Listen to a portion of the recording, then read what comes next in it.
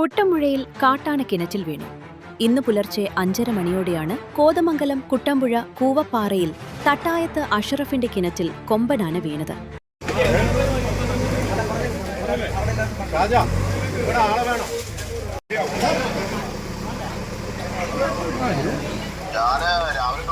വനപാലകരും അധികാരികളും സ്ഥലത്തെത്തി. JCB ഉപയോഗിച്ച് കിണറിന്റെ വശങ്ങൾ ഇടിച്ച് കാട്ടാനയെ പുറത്തെത്തിച്ചു.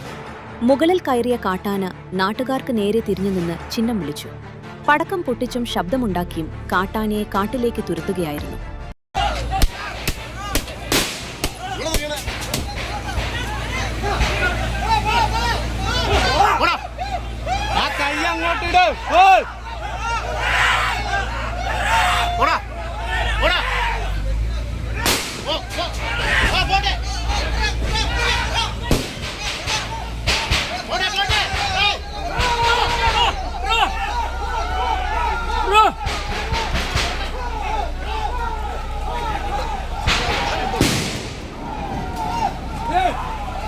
വൻ ജനാവലി പ്രദേശത്ത് തടിച്ചുകൂടുകയും കിണറ്റിൽ വീണ കാട്ടാനയെ മയക്കുവെടിവെച്ച് കാട്ടിലേക്കയച്ചാൽ ഈ കാട്ടാനയുടെ ശല്യം ഒഴിവാകുമെന്ന നാട്ടുകാരുടെ ആവശ്യം മലയാറ്റൂർ DFO കാർത്തിക് അംഗീകരിച്ചില്ല.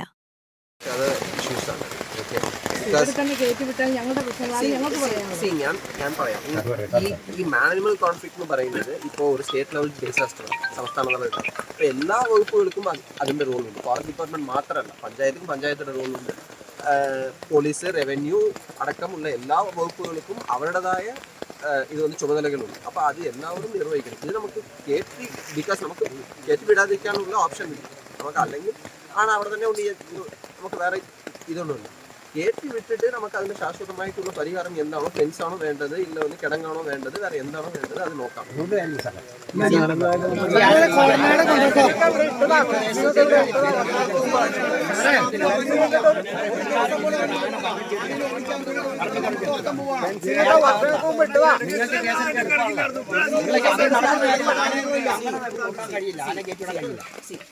കഴിയില്ലെന്ന് പറഞ്ഞാൽ ഞങ്ങൾക്കും ഇവിടെ വെച്ച് മയക്കടി വെക്കാൻ